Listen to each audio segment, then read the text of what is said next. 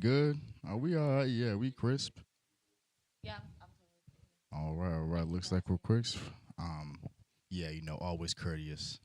Always courteous to the guests for sure, man. Oh, I forgot to after that. Stoners in the fucking building. We smoke pot. God. Nah, man. Yo, out here already bugging out. It's episode 63. Let me get it together. Episode 63. Community, content. You get it all here, man. And today we have another special guest on the futon. Sierra Sellers, man. Thank you for joining us. Pew, pew, pew, pew, pew. Yes, sir. Yeah, I mean, if we had some chop it up, yeah, studio audience. There we go.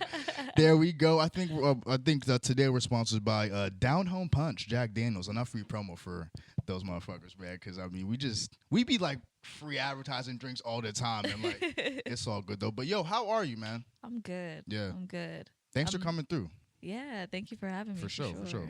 Mm-hmm. So, I mean, we can just kind of get into it just for people who may not know. You know what I mean? Just kind of, walk us through life before music, like your career up to this point, like, what you got going on. We're just kind of scale it back. But where in Pittsburgh are you from?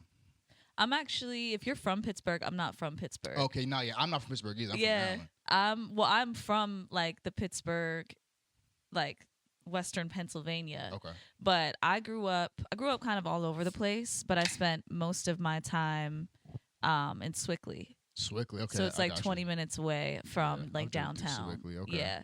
So like anybody that asks me that's not from here, I'm like Pittsburgh. But if you're really from Pittsburgh, I'm not from like the city limits. Copy. So like were you born in Sewickley then?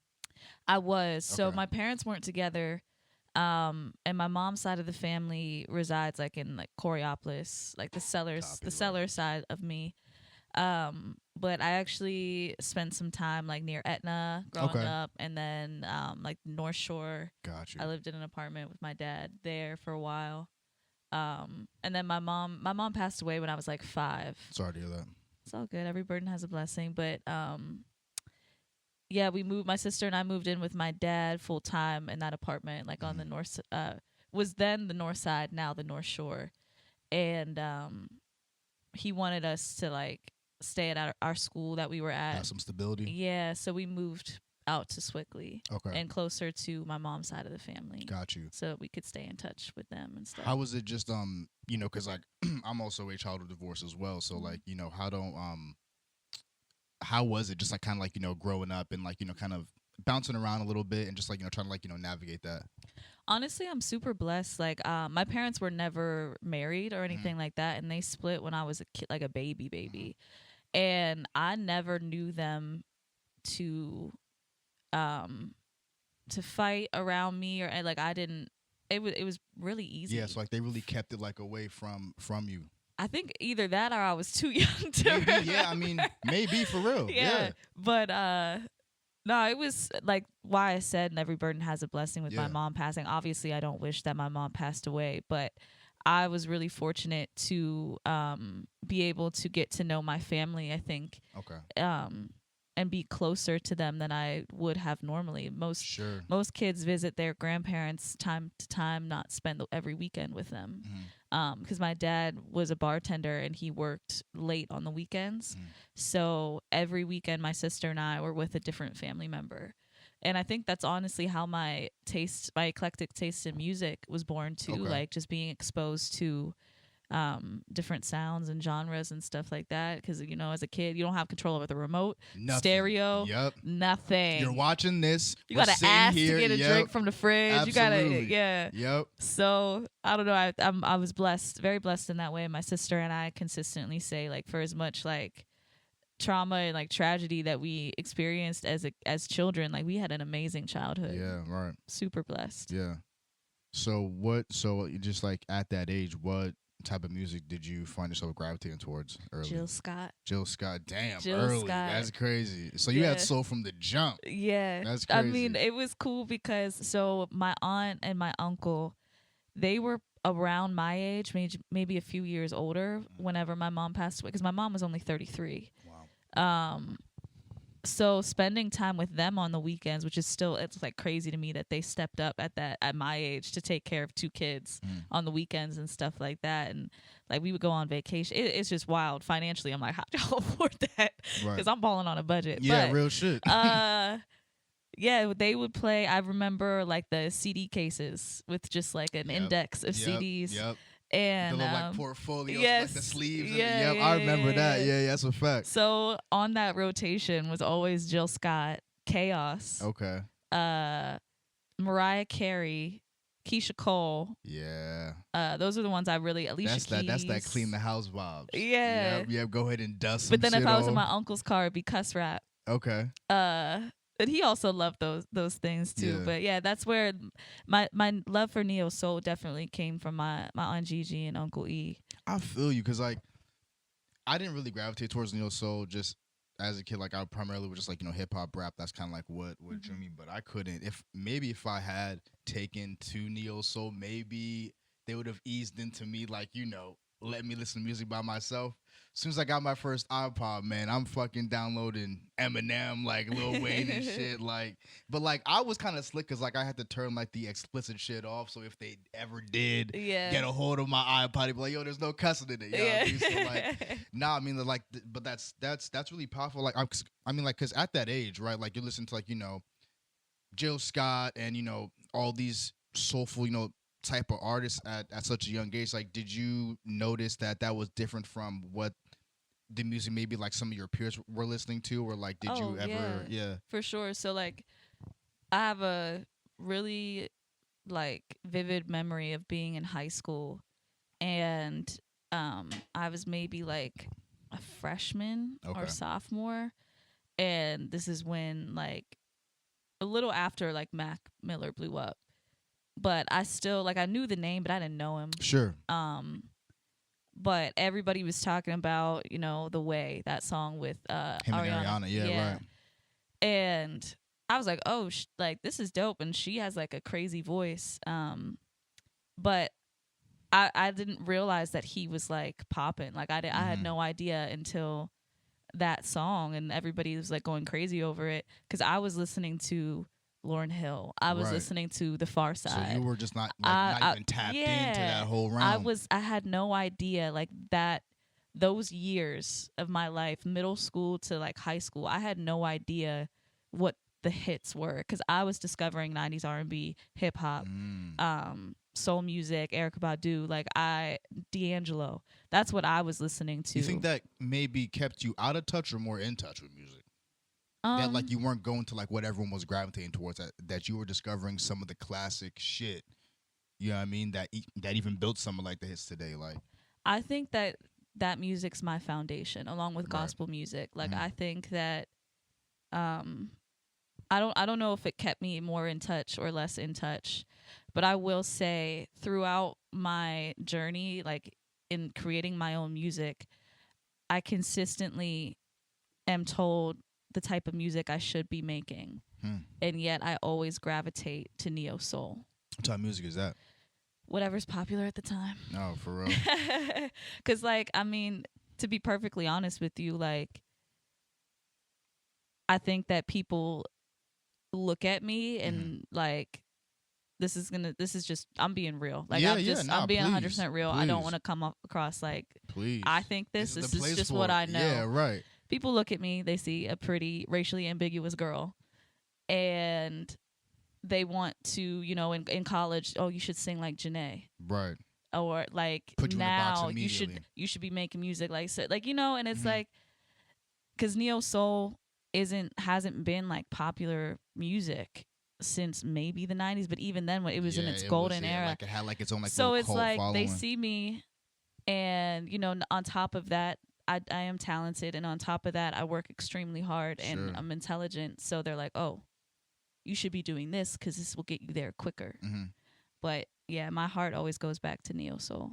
What's what is just your initial, or what was your initial reaction when you just kind of found people constantly being yo, you should do this, you should do that? How did you react to that initially? Honestly, I was open to it. Okay. I was open to trying things, and because I don't know what I'm doing. Yeah.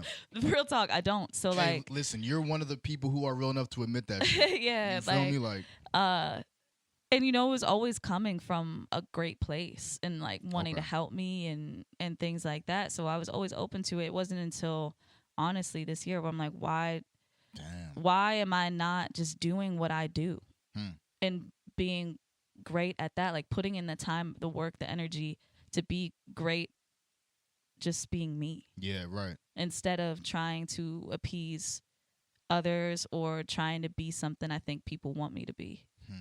No, I feel that. So we can, just kind of move forward a little bit, bouncing to when you started releasing music, which is at 19, right? Mm-hmm. Okay, so were you dabbling in music before that, younger, and then just didn't release it, or was 19 just like when you first officially released some shit? I was painfully shy about music. I have songbooks from elementary school. Wow.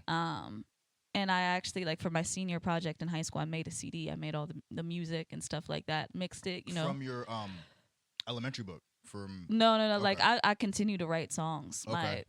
From elementary through high school, like, till now. Copy, so, yeah, I did. That was my senior project. And, I actually remember I played it for my English class. And how was that? Yeah, like I had to leave the room because I was so nervous and so embarrassed. And then I came back in, and everybody was like so, accepting of it, and it went very well received. And yeah, it's just like I also played basketball, so I got some like full ride offers. Wow. What position? Point. Okay, yeah. Yeah. Floor general. Yeah. Floor general, yeah. Set the shit up, set up the offense. I feel it. Yeah. So like I was in this weird space, when you're 18, you're making all these crazy decisions that you think are so permanent and that, are not malleable at all. And then even balancing the athlete trying to be an artist, like kind of like well, it was just like, once again, I was in a position where I was pleasing people. I was supposed to go to college. I was supposed to play basketball. I was supposed to get a job after. Music, it was just something that I like to do. I like to sing in church, or I just like to sing in general. Anytime I brought up that I wanted to be a singer, the response was like, okay, but you need a backup plan. Yeah, right, fair, right. Which I understand why. But yeah, it wasn't until that time where I was like, all right, Sierra, if you want to be a singer, like you've been wanting this your entire life. First. You need to do it now. So I decided to go D3. Okay. So that I knew I was gonna quit. Did you get any offers from D3 schools, or you just applied? Okay, got you. All right. I knew that once I quit, they couldn't take any like academic scholarships or any type of scholarships that they found for me that weren't athletic, because you can't. Right. I knew they couldn't take that away. So I really fucked with my coach though. So I did try it for like a month. And I was just honest with him, and he was so supportive and like supported my music after that and stuff. But yeah, I was like, if I'm gonna do it, I need to do it for real. So that's why I like forced myself to release a song. Wow. Okay. I was terrified, and I still have like really bad stage fright. I still hold back a lot. But yeah, I didn't even like singing on like the bus in front of people. When was like the first time you sang in front of people? I was in church. Okay, yeah, that's kind of usually where like the first, people get like their feet wet, being in front of people, singing in front of people, like. And then I was like in this little band in high school, but they actually found another singer because I sang too quiet. Oh, get the fuck out of what the fuck! I understood why. I was just painfully shy about my music, How are about they my doing voice. Now? We have to ask. We have to know. Like, they are not. There's only one of them that is still doing music, and he and I actually I have a lot of like gratitude towards him, the leader of the band, because he continued to push me out of my comfort zone, and it was all good. It was all love, like no drama or anything like that. But we would gig together. He and I. He played guitar, and he would like literally yell at me mid-set, like sing louder. Tough love. Yeah. Good, But he just believed in me, and he wanted me to see, like he wanted to see me, be the best that I could be. Man, no, that's, you need something like that in your life. I mean, because like, you know, he even says all the time, like, you really just need one person to believe in what you got going on. That's really all you need. And then like, once the battery's in there, man, it's fucking, you know, sky's the limit. You know what I mean? Like, you don't even know what's possible after that. You know what I mean? So that's dope. I like, and I kind of want to go back to like the whole English class situation. What was it like trying to hype yourself up or just like kind of bypass that? Because I mean, like, that's a big moment at the time. Like, you know, you're in high school, you're about to be incredibly vulnerable in front of a bunch of fucking teenagers. Yeah. That are just like. So it was actually what's it called? It was like a public speaking English class or whatever. So everybody, when we started the year, the teacher is incredible. I don't know her married name now, but it was Miss McGrath then. She kind of set the tone at the beginning of the year. Like, this is a space where I want you to be honest, where I want you to be vulnerable. That's dope, yeah. You know, our speeches were incredibly like sentimental and deep, and it was beautiful. And then also to be in a classroom with, you know, 23 other kids that you've known your entire life, and then they don't talk about what you talk about outside of that classroom. Everybody was extremely respectful of that, and they didn't judge you while you were there. All right. So it was really everybody else being like, Sierra, we want to hear it. Like, it was a really close class. But just within you weren't even ready to get that far. No. Yeah, right. And so I was like, on the condition, because I showed my teacher first, and she wanted to show the class, and we were just casually all talking about it. Right. And yeah. It was cool, and they like continued to support me. Like, literally almost everybody in that class will share my music still. It's like super hype. I just got booked in New York. I have a friend from kindergarten that's gonna come out with his fiance, and like, yeah, it's really cool. It really, and listen, shout out to that class, man, because like, it really be the moments like that could really, you know, change people's trajectory. Yeah, you know and that shit was not good. Like, it was. I mean, it was cool, like to see that I created or hear what I created from scratch and things like that. But you listen back to like then and where I'm at now, and it's like, oh my God. Hey man, there's always room for growth. You know what I mean? We here today. We couldn't have this. We didn't have that. You know what I mean? So no, that's love. So like, how long after you started making music and like releasing it did you drop Ophelia? What year was that? 20. I hate time math. Yeah. I released Ophelia in 2020. Okay. And I would say, 6 years. 6 years. So was like, again, were you dropping things in between that, like singles? So then, like, what was it like leading up to, like, you know, dropping Ophelia? Like, what kind of made you just kind of be like, all right, you know, it's 6 years, let's get a project out there? So I had 2 projects, EPs. One was called like, I can't even remember what it was called. That's crazy. On any like DSPs? I think I took them down. Oh, come on, I think they were on SoundCloud, though. Oh, come on. We need that. We need the early vibes, man. Like, I don't even know where to find them. Like, I don't even know if I have them. That's a shame. The first EP I've ever released, I think, was called Moon. Okay. And then the second one was just self-titled, Sierra Sellers. And I released that in 2017. Got you. I don't know when Moon was released. I kind of forget about that. And then Ophelia was 2020. Okay. And Ophelia was really special to me because the 2 projects before that, I felt like I just like put stuff together to put stuff together. Okay. And Ophelia was the first time that I felt like truly proud of something. Like, now that I listen to it, I'm like, oh, I would do this different, I would do that different, whatever. But the song Ophelia itself on that project is it's one of my favorites. Like, I listened to that song and I wouldn't really change anything other than like maybe a better vocal performance, because I've gotten better. But I'm really proud of that project. What was like the mentality you had making that, and like what did you kind of want to, I don't know, maybe get off to the public that you may not have done, you know, with Moon or with the self-titled project? I really wanted, it was important for me to like tell a story. And although each song had its individual story, they fit so well together. So it's about the street in South Oakland. And I just had so many great experiences there, and I wanted to like share some of those. Which street in Southside? Or not? Ophelia. South. Okay, Ophelia. Ophelia Street. There we go. There we go. And like, it's actually funny because like even this guy, I've been out here for like a year and a half now. You know, like going on 2 years. Yeah, like closer to 2 years now. And like just like kind of like hearing you like even rattle off some like the names are like Etna, Swick, and like I'm like, okay, like I can actually know where these spots are. So that's okay. Ophelia.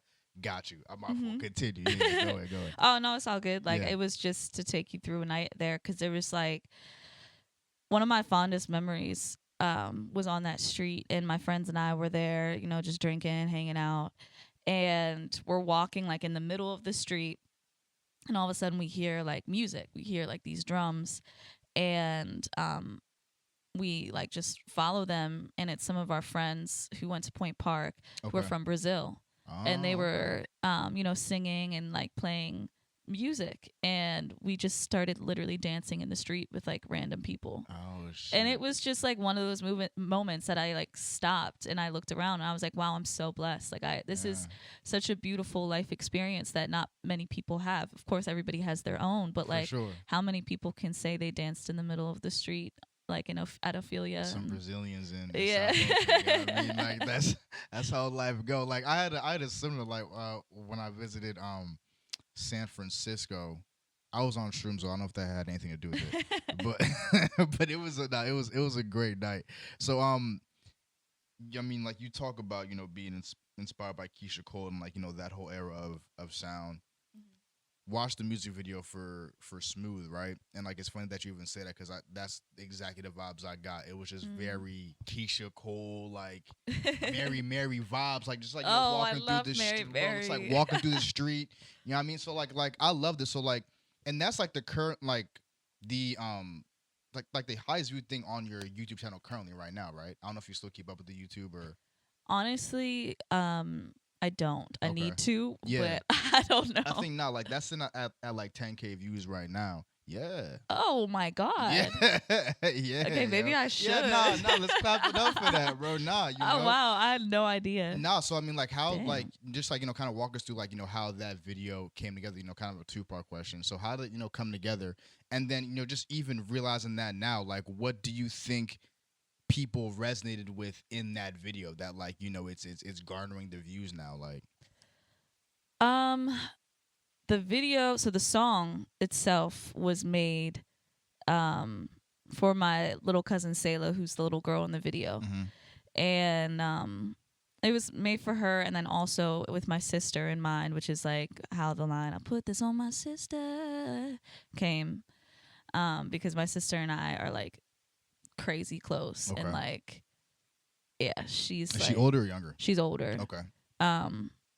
So I would do like anything for her and like whatever. But my cousin Selah and I were hanging out, and I was asking her like what she wanted to be, and she said she wanted to be like some type of engineer. She was like 7 or 8 at the time, crazy. And I was like, crazy. What? Yo, like what the fuck? Yeah.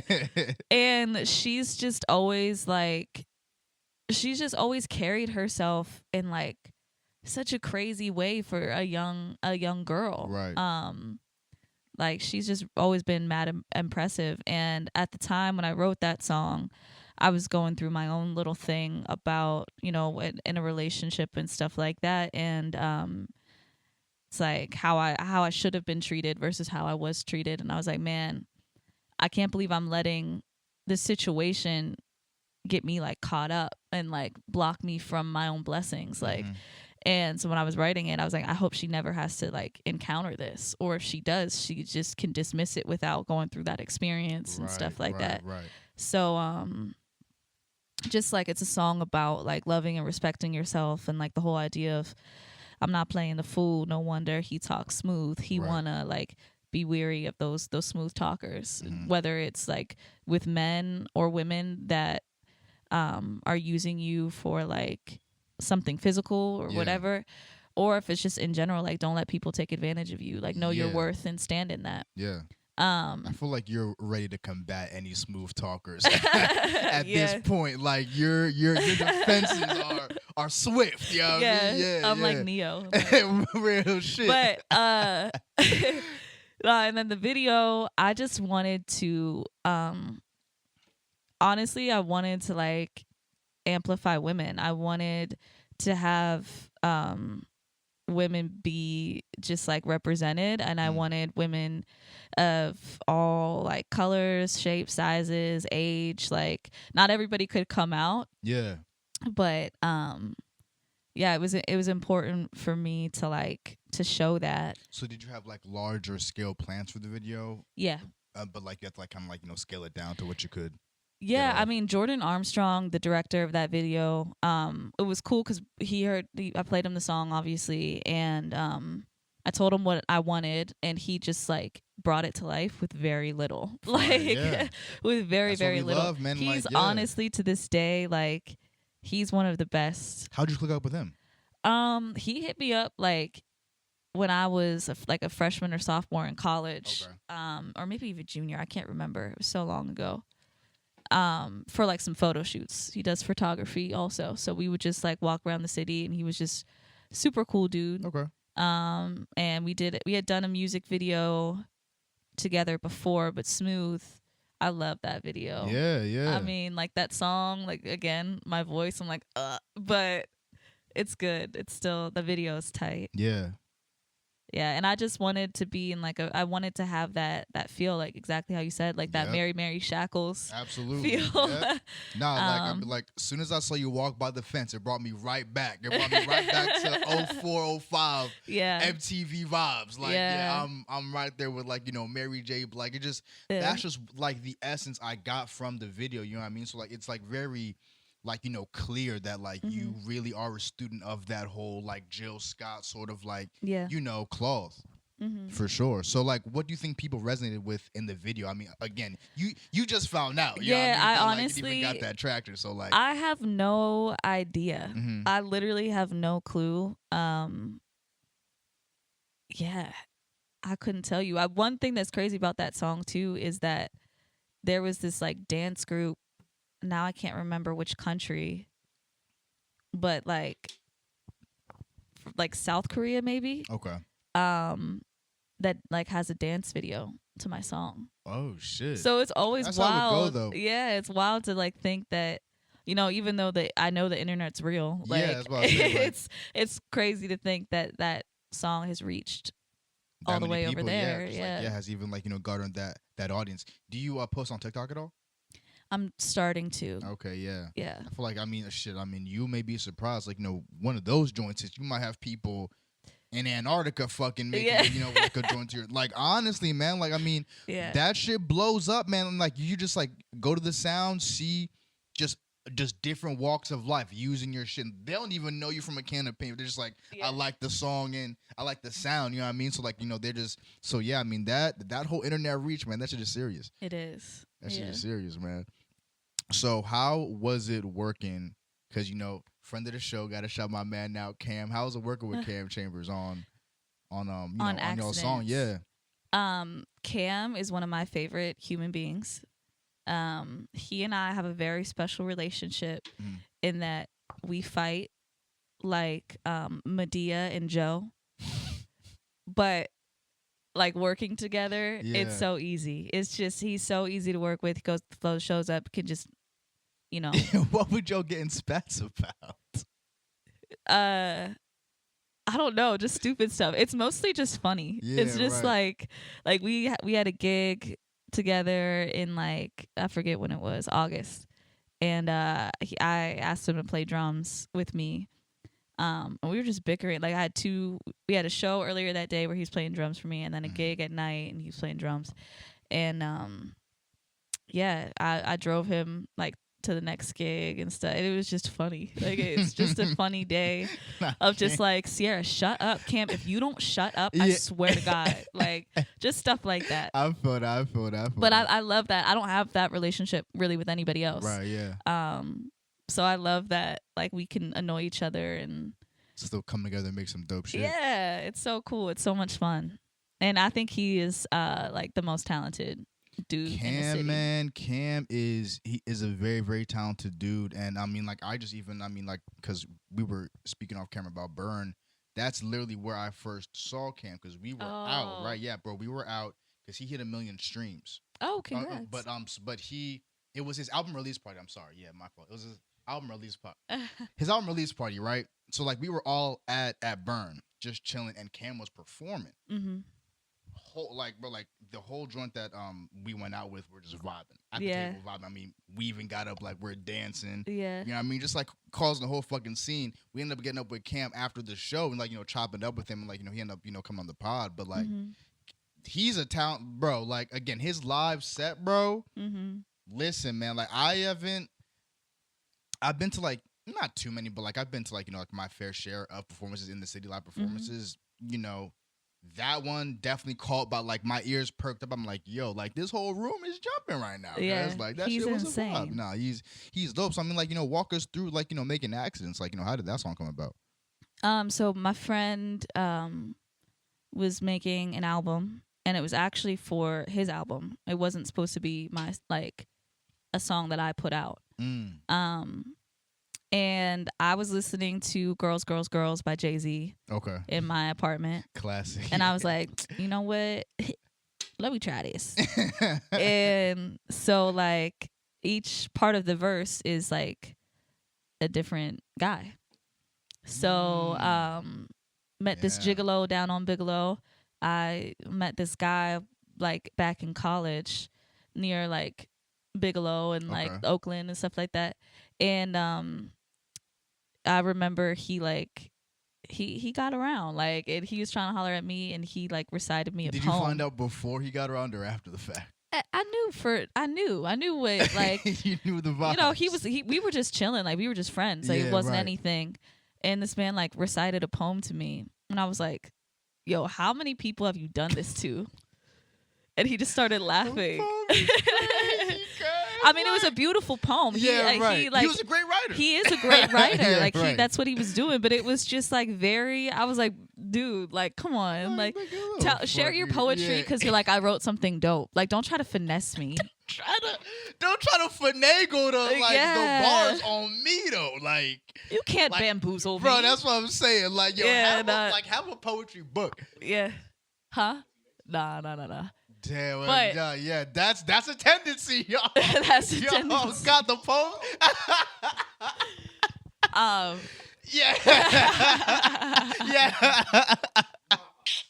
Yep, bro. The poem writers, bro, would be the light-skinned niggas, bro. That's fucking crazy, but, man. So I met this gigolo down on Bigelow. He had mad spirit, wrote poems like Love Jones, but I wasn't trying to hear him. And then the next one is, man, now I got to sing it because I don't remember. Oh, that was funny. My boo pig out by Palm Springs. He loved that truck. He's a doozy. Try to fly me out so he could feel up on the booty. Yeah. That was pretty self-explanatory, right? He was so cool. But that was a part of my life. I had been single for like 2.5 years. Okay. And I didn't really date. I didn't really talk to anybody. I was just like, I was definitely lonely. Like I wanted something, but I wanted something of substance. And I was listening to my aunt's advice, you know, stay single, you know, establish your own foundation, your own roots, so that when you meet somebody, you're just like, it's an enhancement. Yeah, right. So I was doing that, and I'm gonna be real again. My friends wanted me to have like a whole face so bad. Yeah. Like they wanted me just like, they were Sierra, pushing the whole phase. just like go like have fun and enjoy. I'm like, I don't connect on that way. Like I don't get to that point of sharing myself physically with somebody until I have like an emotional, spiritual, connection, intellectual connection. Like I'm not even thinking about that. Mm-hmm. So with that person, it was like, okay, he's dope or whatever. And I couldn't do it. When my aunt heard accidents, she was like, so tell me about this Palm Springs. So I was like, I didn't do it. They wanted me to, but I didn't do it. You just like kind of back out last minute, like, yo, what? This is like not even for me. Literally 100%. So did you catch a flight back that day? Or no, like, I was out there for me. Like he had offered. He was just like there, fucking. He had offered to fly me out and stuff, but I was like, nah, I got it. Fuck it, yeah. Yeah, I'm good. Nah, that's I mean, that's funny as shit. Like, yeah, each dude different verse. That's dope though. I mean, like conceptually, like that's that's fine. So I just wanted, like I had sang the hook or whatever, but I was like, I don't know. I didn't want to sing it. So I was thinking about whose voice I wanted. And I asked Cam, and he liked the song, and so he came in and just recorded it. Bodied it, yeah. Yeah. I mean, like, did y'all like kind of knock it out just in a couple hours? Yeah, I mean, it was already like I wrote it. Okay. So he just came in and like maybe in an out because Cam could sneeze and it'd be it'd be beautiful. Like yeah. Cam he's just great. Excuse like he just right. actually does this. Nah, so like Cam, man. Cam and I did want to have a like collaborative project, like 3-4 songs, like Janae Big Sean type vibes. Yeah. And I really wanted it. Like I had we wanted yeah. Oh, nah, he's doing his job. He because like I peeped that fly too. My man. Thank God. Yeah, that's my man. We wanted it to be like a visual EP. Okay. Okay. So each project, so like each song would have a video. Yeah, and it'd just be a story, and it'd be very much like the 2088, or what is that? What's that called? 2088. Yeah, I think so. 20 or 4088. Yeah, something like that. Yeah, right. That was super dope, but I wanted it to be like, you know, DC vibes, like as far as like how it's shot, like dark and moody and almost like a comic book. Oh. So like we were trying to figure out a way to like blend that, and like we're still like I'm still down to do it. Cam's still down to do it. Yeah, because like I think I'm gonna need that from you. Like, I think I'm gonna need y'all to. Yeah, it will be really dope. I'm not gonna say that it would have been. It will be because we'll get to it. But yeah. I know how that shit goes when just when artists like want to do something, like they'll like, yo, this idea is fire. It'll be shelved for like 3-4 years. Yeah, well, it's also just like. I don't feel like either of us wanted to take the lead on it, and like somebody would have to organize and say, "Hey, let's do this." And honestly, I don't have the time. I don't think he does either. Yeah.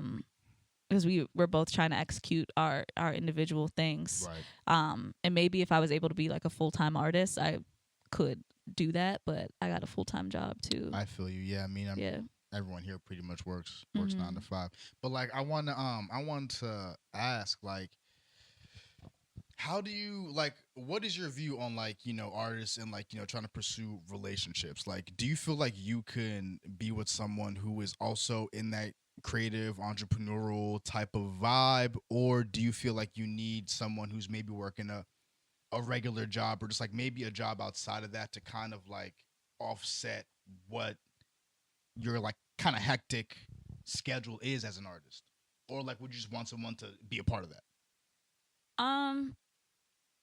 To be honest with you, I haven't like boxed anything in. Like, I think that the characteristics of somebody that I would like to be with is, somebody that can ground me. So maybe that would be a characteristic of somebody who is holding down like a traditional job.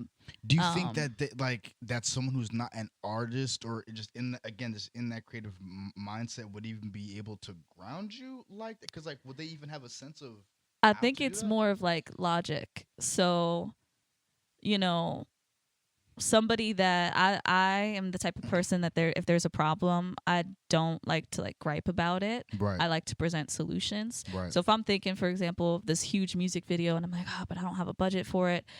Like maybe somebody with the mentality of like, okay, you don't, but here's what you can do instead. For sure. Like somebody just, that, keeps me level-headed a bit when I start to dream. Tether off and right. Yeah, and it's not even about dreaming too big, but it's just like, okay, that's great and I love the way you think, but let's see how we can get it done. Exactly. Yeah.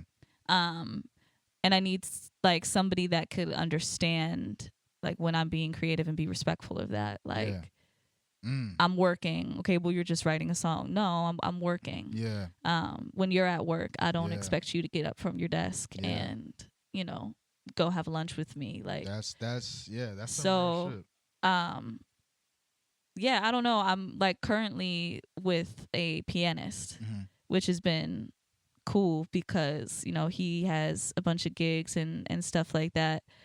And he also understands the importance of like networking. So I might say my gig is 7 to 10, but I'm going to hang out after and I'm going to be around people and like just chopping it up. Yeah, it's cool that it's like nobody's tripping over like whether or not you text it back. So no, I think a little bit of both is good. Yeah, and like. But I've heard like people are like, don't date an artist, don't date a musician, don't. Right. Yeah. When two of them come together, it's like, well, hey, I don't even know if we can help y'all out no more type shit. Like, I don't know. It remains to be seen. Yeah. This might be the greatest relationship, or yeah, you know, we might have to write another accident. I feel like it's gonna be the first. For Accidents sure. Part 2 type. Oh shit. my gosh, yeah. Nah. It's been really nice. Like it's been cool to like, and he's very how do I describe him? He's black and white about things, and I'm not at all. So it's cool to like bounce ideas and have conversations. Yeah, for someone that like deals in like the gray areas and just like kind of like what if things, if like people can just kind of again tether you to what it is and what it's not is really helpful. And like I think your point about you know, when you're being creative and having someone respect that, I haven't really heard that articulated before, and I think that's poignant as fuck. Because like in this space, again, line of work, if you're an entrepreneur, creative artist, whatever you want to call it, your work may not necessarily look like work to everybody else. So it may not register to them as like, oh, they're getting after it. You know what I mean? Like it may, like people will just like may not get that. Oh, like you're right. Like how long does that take? Like I've been at work all like sitting at a desk. It's like that's not how I choose to release or like, you know, get my shit off. This is how I choose to. And not only that, it's like I'm trying to make a living for myself, you know, doing this shit. You know what I mean? So like I feel like that's a real point. And have you dealt with people that just like kind of wrote off your creativeness or just like kind of like, you know, put it on the back burner?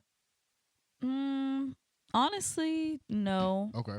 There was somebody when I was very, very young that was like insecure about me doing music and like literally was like, if you go to the studio, we're breaking up. Okay, no, and I was like, that's literally my job. So we can't do that. Yeah. But nah, everybody else, like and I say everybody, but like just like, you know, who you've dealt with. I've had like 2 or 3 boyfriends in my life. So have been really supportive and just super cool about everything. I've never really had like the jealousy too, because I work with mostly guys. Okay. I don't know. I also like to like give myself props of like how I carry myself. I think people know me well enough to know that, you know, I'm going to a gig. Yeah. Not with the bullshit. Straight up. Like I'm not with the shenanigans, man. Yeah. I respect it. So boom, 2020, man. Release So Feel in 2020, correct? Also named NPR's, what was it, Slingshot Artist to Watch. Yeah, that was crazy. So how was it getting that news, and like what were the opportunities like for you after that? It was 2020, like the releasing of Ophelia. I think I got the Artist to Watch before that. Because I think that was before lockdown. And like, Ophelia was released after? Literally, I think on the 18th of March. Oh, and lockdown was like started. Damn. Did you submit that Tiny Desk like audition video before you dropped Ophelia, or was that after? I think that was after. Okay. Yeah, I think that was after. It was shot before. You got named the Artist to Watch before you sent the okay, yeah. So I mean, how was that? How that works? Like the NPR Artist to Watch stuff is like local radio stations will what's the word I'm like pitch you, submit you. Okay. So I couldn't, or an artist couldn't submit themselves. So WYP submitted me, and they submitted me with my song Shine. How they like? Was your song already in their rotation? Wow. They're like WYP is other than I forget WZUM where it's jazz. I don't know if they play local artists too, but WYP plays local artists. And shout out to Claire Kent, she just got hired.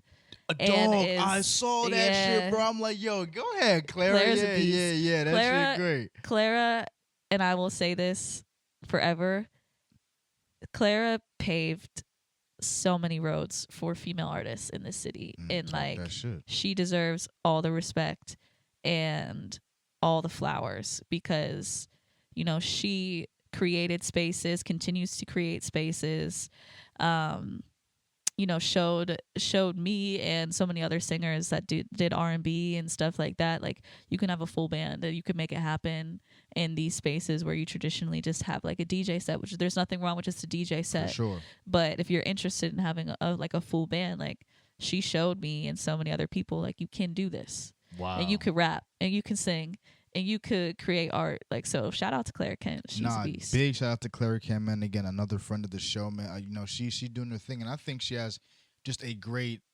speaking voice. Because it's like even it's like, you know, listening to just back to our episode on the pod, it's like her voice speaking is just like, it's a very soothing, like perfect for radio. Yeah. Perfect for radio. Yeah, like, I'm super excited man, for she, her. you know, like, you know, that's probably gonna open up a lot of doors for her, man. So, you know, definitely big shout out to Clara. But so with the NPR thing, they submitted you, and how long after that, like, did you even know that like they submitted you? You didn't. They reached out, sent me an email like the day I think before it was announced, and like, just so you know. And I was like, what? Okay, yeah, word.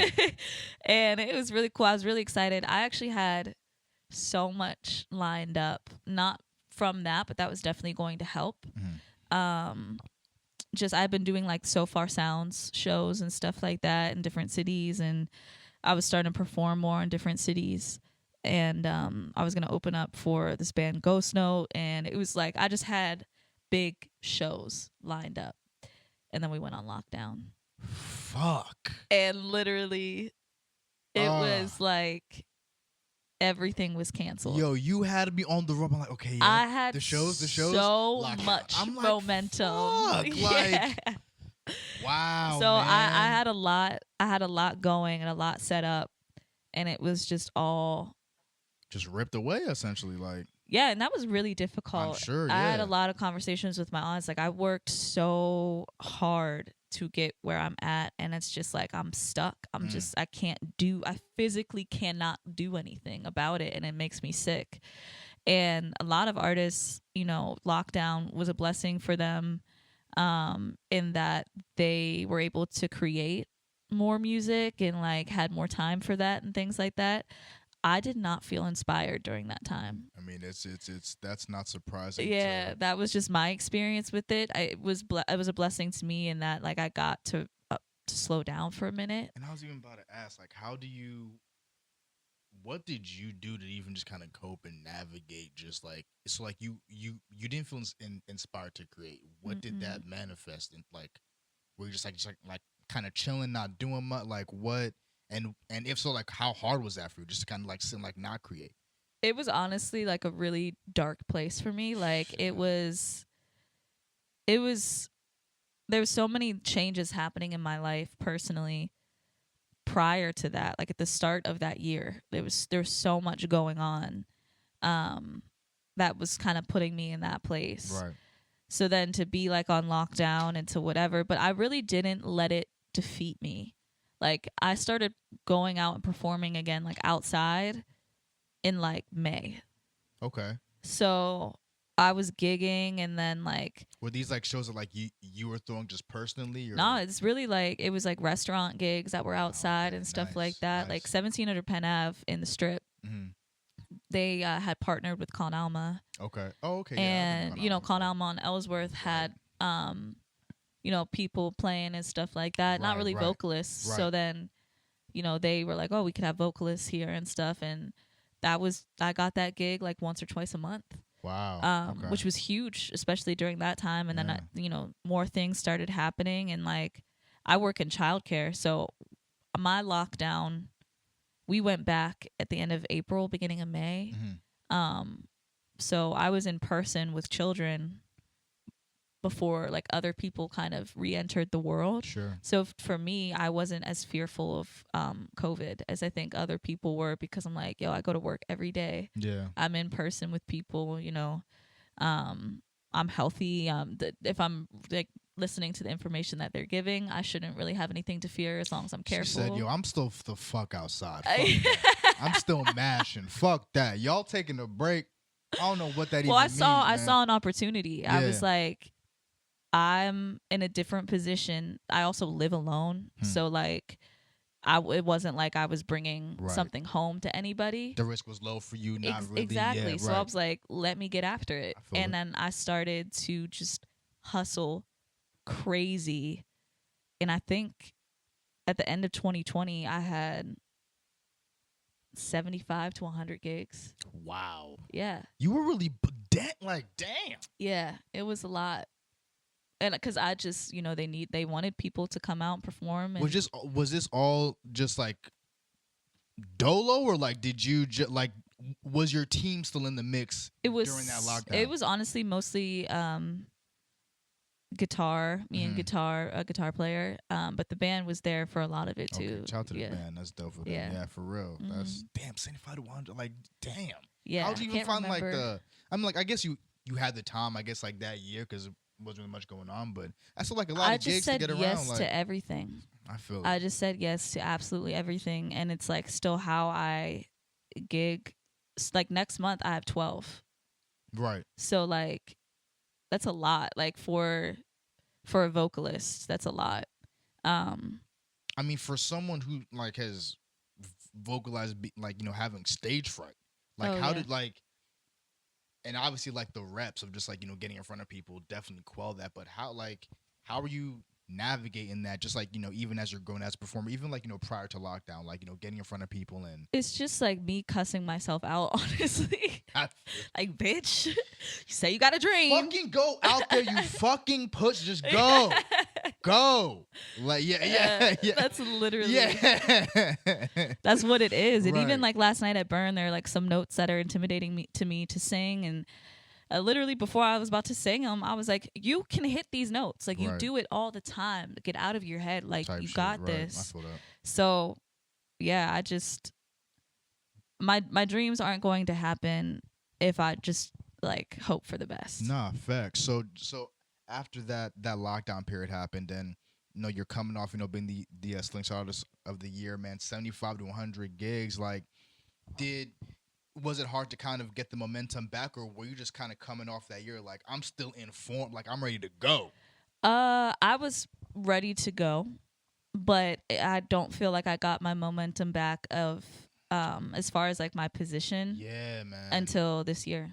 Damn. Yeah. It was just a lot. It was rebuilding everything, like reproving myself. Like, I got a lot of incredible shows this year. And even last year, there was great opportunities and stuff like that. But like, I performed my first time in LA this year. Like, I'm performing in New York next month. Okay. Like, so all the things that I had slowly been working towards and that were building up in 2020, performing in other cities is just starting to happen again this year. Damn. Do you have a chip on your shoulder at all for that?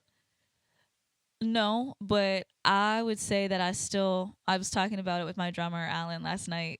I was like, man, I can't lie. I still think about what would have happened if we didn't go on lockdown.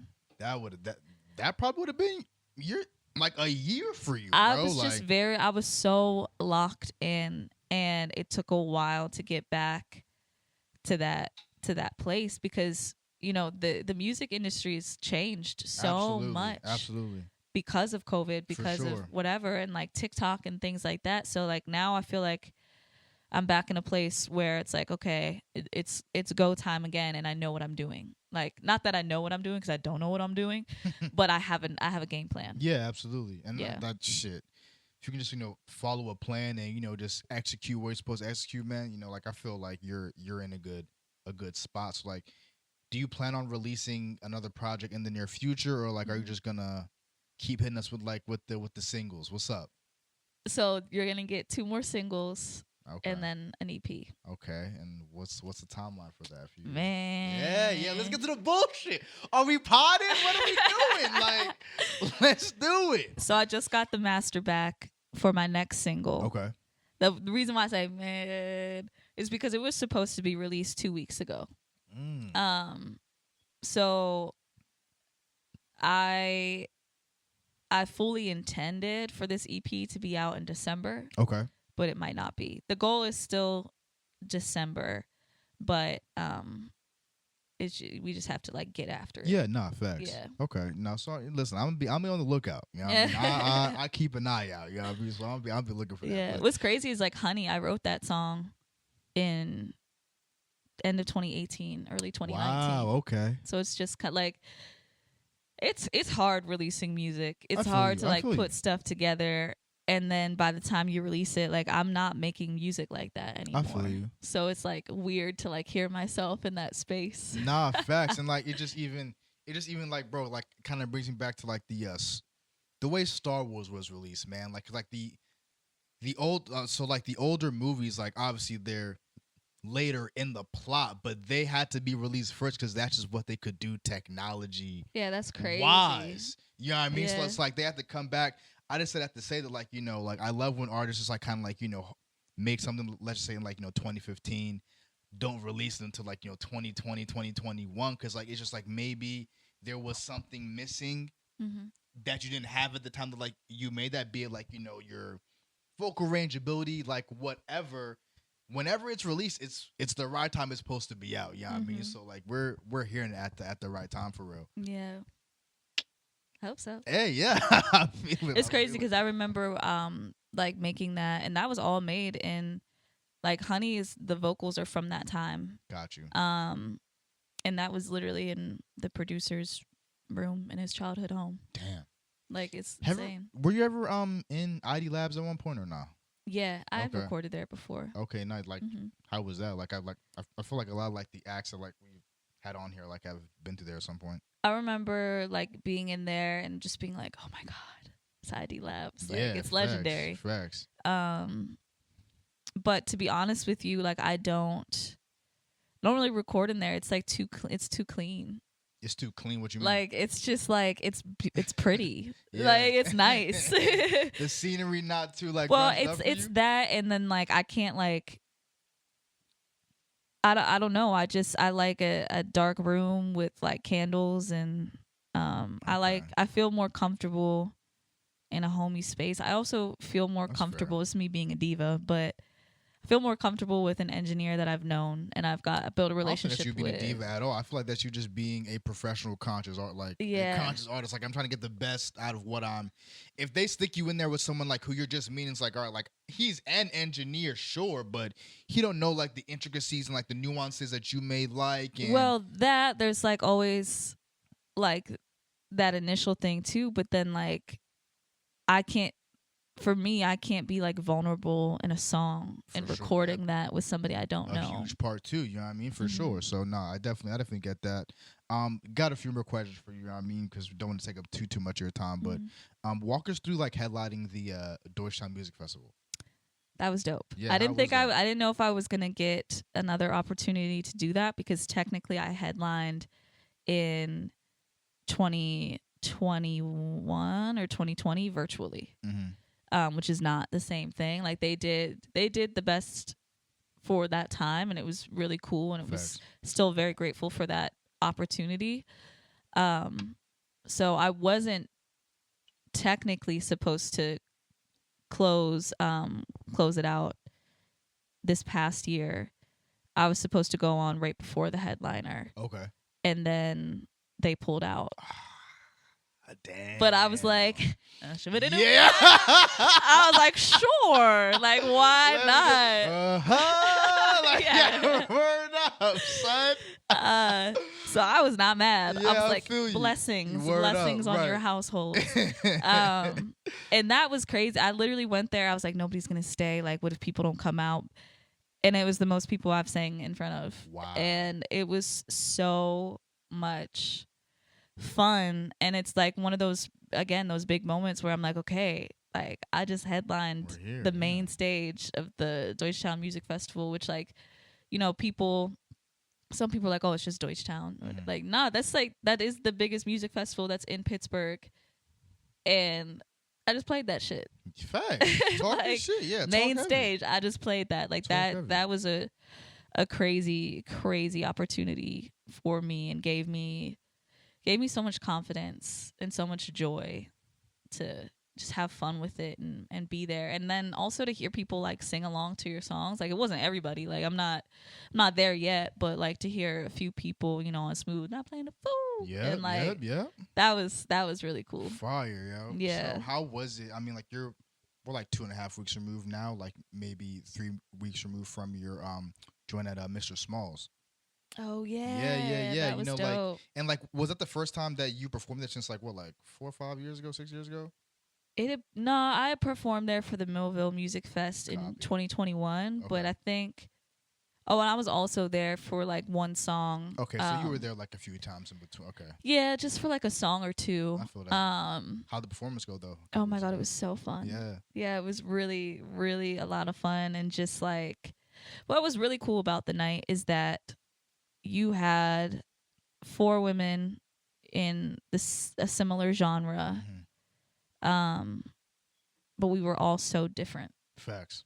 Like Chandra Rhyme came out and had full blown choreography that she did herself. Oh, that's dope. And like did it well. And her mic was on. Yeah. While she was doing it. There you go. So like that was impressive to watch. Then you had Simone Davis, mm-hmm.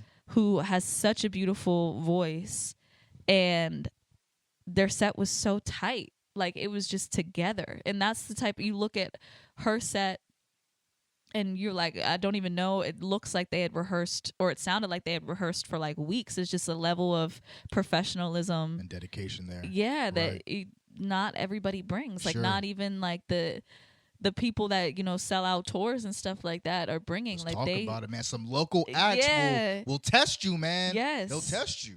And then there was me. I was making a bunch of stupid jokes on stage. I got a Soul Train line going in the crowd. Oh, it was a lot of fun. Yeah, that's fire. And then you have Clara, who had so Chandra had a DJ, mm-hmm. Icy Pisces, mm-hmm. and Simone had full band.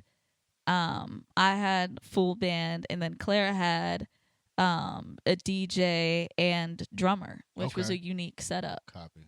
So it was like all of us brought way different feels to our set, but it was still a night of like R&B soul music. And cohesive. Yeah, it was, and it was so much fun, and it was all women, which I've been accustomed to lineups where it's predominantly men. Sure. Like Claire and I were on a show some years ago, and I think there were like 20 plus artists on there. Damn. It was just like a little like showcase. Was it at Mr. Smalls or just like no, it was at Stage AE actually. Oh shit! Yeah. Okay, word. All right. It was really cool how they did it, but you know, we were the only 2 women on it, and it just showed that there was a lot of work to be done, and like honestly on the part of people that are creating these spaces and these events and shows and things. But you know, Claire and I called it out, and it was also a call to action for the women that are making music. Sure. Like, show up. Sure. Like, go to these open mics, like seek out I would walk around with business cards and go into different places and be like, I also sing. Here's my business card, here's a link to my music. If you're interested, contact me. Like, yeah, facts. So like, if you want to be a singer, do this for us, do this for you, do this for the other young women that are coming next. Like, get out there. And I finally feel like there's a lot more happening for women and with women in this city. Well, Sierra, I do want to say that, like, if, you know, you and Claire at the fort, like, you know, I feel like you're doing enough work for, you know, all the women, you know, behind you in this city, man, you know, in this industry, excuse me. So, you know, I think y'all are on the right track. I think y'all are ahead of the curve. I think, you know, it's just the sky's, you know, the limit for y'all, man. So first off, thank you for coming through. For sure. Thank you for having me. If you got any, like I know you said you're performing in New York, you got, something in LA coming up, or you just came from LA? I was in LA like back in March. Copy. Yeah. So again, but just really any shows, and like you got kind of any events where they can find you on socials, man, the floor is yours. I'm trying to think of my social media handle. I think it's at Sierra _Sellers SIERRA on IG. SE on IG and Twitter. Got you. SELLERS, and I'll be posting my November dates soon. Okay. Like I said, I have 12. I think 11 or 10 of which are in Pittsburgh. So nice. I'm somewhere every Saturday, you're but every weekend. Busy. Let's let's keep but it honest. I do encourage people to come out because I'm not staying in Pittsburgh forever, and I think that's a Pittsburgh mentality. Like, I'll just catch you the next time. I'll catch you the next time. No. Come see me now. Hey, there may not be a next time. Yeah, like next time it may be Adele prices. Yeah, you don't even know. For real. Next time you may not even be able to take off work and come vibe. You feel me? So nah. Man, Sierra, thank you again so much for coming through. Thank you for having me. MIC Podcast, man. Episode 63. Community, content. You get it all here, man. And we're out, man. Peace.